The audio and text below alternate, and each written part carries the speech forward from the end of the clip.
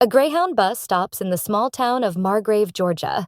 A tall, muscular man with a quiet demeanor steps off, dressed plainly in a t-shirt and jeans. This is Jack Reacher, a former military policeman who now roams the country with nothing but a toothbrush, his wallet, and a vague sense of curiosity.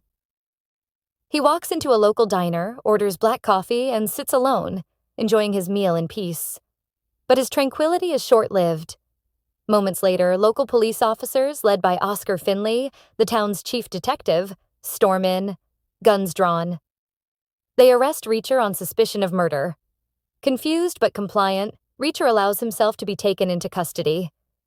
At the station, he is questioned by Finlay and a young officer named Roscoe Conklin, who both seem skeptical about his arrival in town just as a brutal killing took place.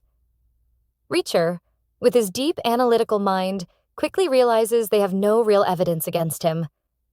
He barely speaks, observing their techniques, waiting for the right moment. Then, the bombshell drops. The victim of the murder is revealed to be Joe Reacher, Jack's older brother. The news hits him like a freight train. His face remains stoic, but a storm brews inside. Joe worked for the Secret Service, and his death means something bigger is at play. Reacher, now personally invested, sets out to uncover the truth behind his brother's murder. He forms an uneasy alliance with Finlay and Roscoe. Finlay, a by-the-book detective from Boston, is skeptical of Reacher's methods, but can't deny his expertise. Roscoe, however, sees something in Reacher, perhaps a mix of curiosity and attraction. She helps him navigate the town's politics and corruption. Their investigation leads them to a powerful businessman named Kleiner, who practically owns Margrave. His influence extends to the police force and the mayor's office. Kleiner's money fuels the town, and his son, KJ, is a dangerous man with a cruel streak. Reacher begins piecing together a conspiracy involving counterfeit money, a vast operation that Joe had been investigating before his murder. As he delves deeper, Reacher faces multiple assassination attempts. Armed goons attack him in his motel room, but he dispatches them effortlessly, his military training kicking in.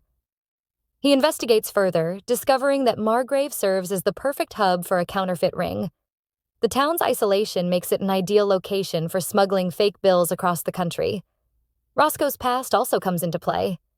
She reveals that her mentor, a former police officer, was killed under mysterious circumstances years ago. She suspects Kleiner was involved, and as she and Reacher grow closer, she becomes a target. One night, while staying at Roscoe's house, someone tries to burn them alive by setting the house on fire. They barely escape, and Reacher's resolve hardens. Whoever is responsible will pay. Meanwhile, Finlay, initially hesitant, starts trusting Reacher's instincts. They uncover more evidence linking the local police chief and the mayor to Kleiner's operation. Reacher's rage intensifies when he finds out his brother's death was particularly brutal, a message meant to scare off investigators. But they made a mistake. Jack Reacher is not easily scared. As Reacher, Roscoe, and Finlay put the puzzle together, the town becomes more dangerous. Kleiner, knowing Reacher is closing in, escalates his tactics. A shootout at a warehouse leads to more revelations.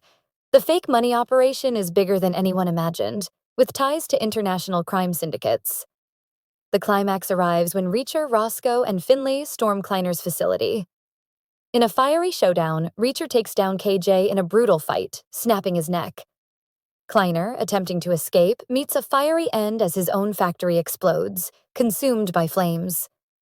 In the aftermath, Roscoe decides to stay in Margrave and rebuild, while Finlay contemplates his next move. Reacher, ever the drifter, refuses to settle down. Before leaving, Roscoe hands him a token, a piece of his brother's legacy. He appreciates the gesture, but knows his journey isn't over. With nothing but the clothes on his back and a heart still burdened by loss, Jack Reacher walks down the highway, disappearing into the distance, ready for whatever comes next.